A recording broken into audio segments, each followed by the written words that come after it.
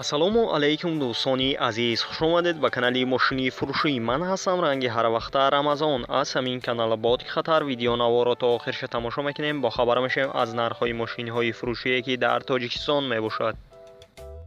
мошинҳо аз ваз 2109 сар шудагӣ то Toyota Camry мебошад ки мошинҳои шумо ҳам дар комментария нависонда буден, ҳамонҳо ҳам ҳаст. курси имрӯза 1000 рубл баробар аст ба 157 сомонӣ.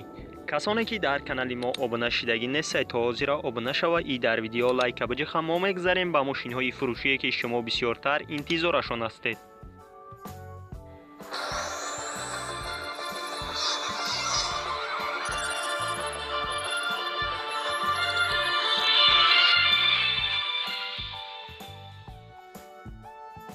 якум мошини фурӯшии мо мебошад Mercedes-Benz S-Classe ки соли бароишаш 10000 сол мебошад. дар ҳолати хуби техникӣ қарор дорад дар шаҳри Душанбе. объём мотораш 5.0 литрай. сӯзишвори бензинай, коробка передач автоматика. нархи мошин 67000 сомонияй. ранги мошин сиёҳ аст, кузаш седан мебошад. мошин 10 моҳа ҳуҷҷат дорад, тонировка ҳам дорад. агар харидори аниқ бошед, марҳамат, рақамҳояшон дар рӯи экрани шумо метавонед муроҷиат кунед ва маълумоти пурраро дарёфт кунед.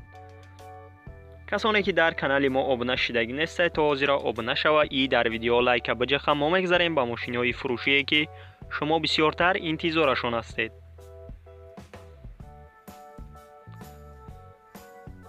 дуюм ваз 2114 соли бароишаш 10004 мебошад ки дар ҳолати хуби техникӣ қарор дорад дар шаҳри Душанбе. объём мотораш 1.7 литрай. сӯзишвориш бензинай, коробка передач механикай. нархи мошин 23000 сомонияй. ранги мошин сиёҳ мебошад, кузаш хашибекай. мошин срочна фурӯхта мешавад, ягон камбудӣ надорад. ҳуҷҷатҳош нав кардагиаш, 4 баллони нави дигар дорад. агар харидори аниқ бошед, марҳамат, рақамҳояшон дар рӯи экрани шумо метавонед муроҷиат кунед ва маълумоти пурраро дарёфт кунед. сеюм Chevrolet Cruze соли бароишаш 2009 дар ҳолати хуби техникӣ қарор дорад дар шаҳри Душанбе. объём мотораш 1.8 литрай. сӯзишвори бензин газай, коробка передач автоматика. нархи мошин 56000 сомонияй ки пробегаш 60000 километр аст. ранги мошин сафед аст, кузаш седан мебошад. мошин срочна фурӯхта мешавад, истеҳсоли Корея мебошад, камтарак кор дорад. чихеле ки дидесен дар сураташ. кожни салон дорад и якм дастчай. агар харидори аниқ бошед, марҳамат, рақамҳояшон дар рӯи экрани шумо метавонед муроҷиат кунед ва маълумоти пурраро дарёфт кунед.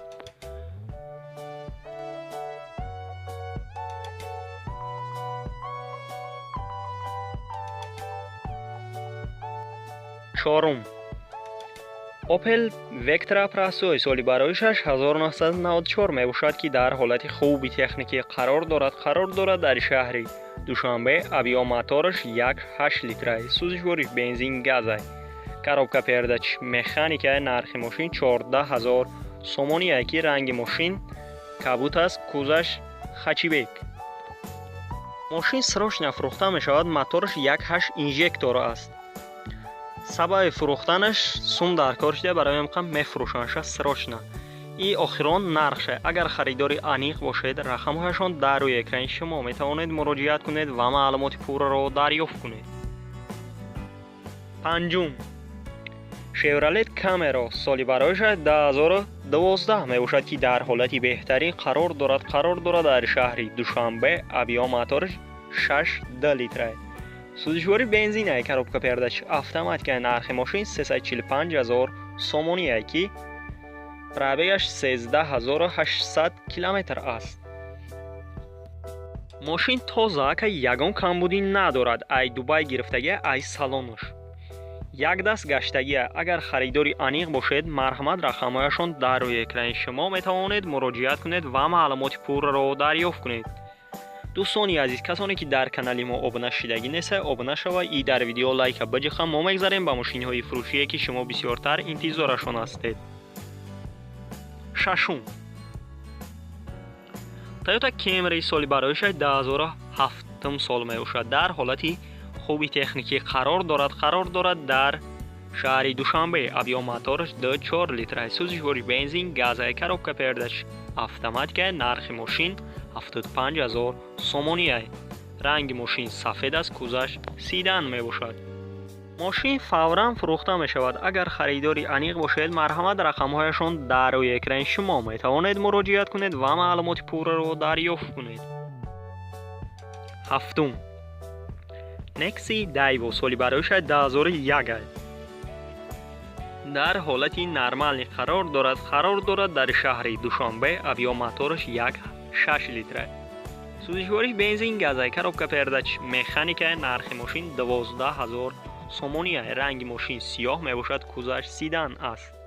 мошин задагӣ надорад, бо савдо мешавад дар пеши мошин. агар харидори аниқ бошед, марҳамат рақамҳояшон дар рӯи экрани шумо метавонед муроҷиат кунед ва маълумоти пурраро дарёфт кунед.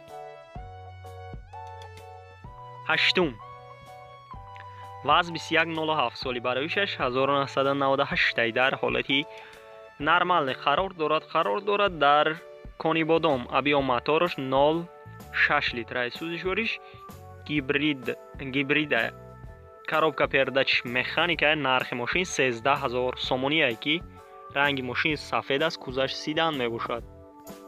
агар харидори аниқ бошед, марҳамат рақамҳояшон дар рӯи экрани шумо метавонед муроҷиат кунед ва маълумоти пурраро дарёфт кунед.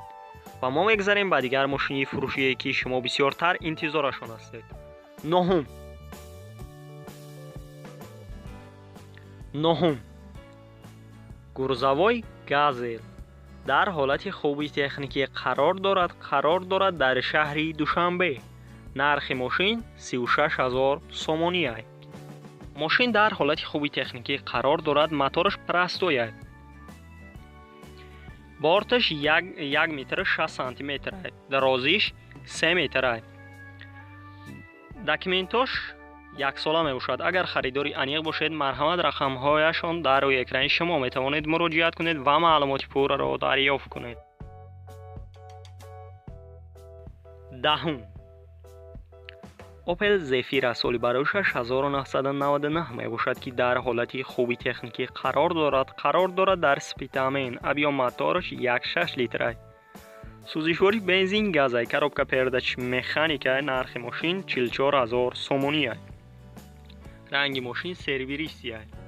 агар харидори аниқ бошед, марҳамат рақамҳояшон дар рӯи экрани шумо метавонед муроҷиат кунед ва маълумоти пурраро дарёфт кунед. 11. мотоцикл соли барояш 2015 мебошад ки дар ҳолати хуби техникӣ қарор дорад дар шаҳри Душанбе. мотораш 250 кубай, нархаш 19500 сомония, пробегаш 15000 километр аст. мотоцикл ягон камбудӣ надорад. чӣ хеле ки мебинед суръатчаи тозаака, ягон камбудиш неста ба фикрам. агар харидори аниқ бошед, марҳамат рақамҳояшон дар рӯи экрани шумо метавонед муроҷиат кунед ва маълумоти пурраро дарёфт кунед. 12. Toyota Mark D соли барояш 1997 ки дар ҳолати хуби техникӣ қарор дорад дар шаҳри Душанбе. авиомотораш 3.0 литр, сӯзишвори бензин, газа, коробка передач механика. нархи мошин 15000 сомония ки ранги мошин сервисия, кузаш седан мебошад. агар харидори аниқ бошед, марҳамат рақамҳояшон дар рӯи экрани шумо метавонед муроҷиат кунед ва маълумоти пурраро дарёфт кунед. 13. ВАЗ 2112 соли барояш 2006 ки дар ҳолати хуби техникӣ қарор дорад дар шаҳри Душанбе. авиомотораш 1.7 литр, сӯзишвори бензин, газа, коробка передач механика. нархи мошин 20000 сомония ки ранги мошин сиёҳ аст, кузаш седан мебошад. мошин состояниш зури бада мега. агар харидори аниқ бошед, рақамҳояшон дар рӯи экрани шумо метавонед муроҷиат кунед ва маълумоти пурраро дарёфт кунед. ва дар канали мо обуна шуданро фаромӯш насозед, касоне ки обуна шудагӣ нест.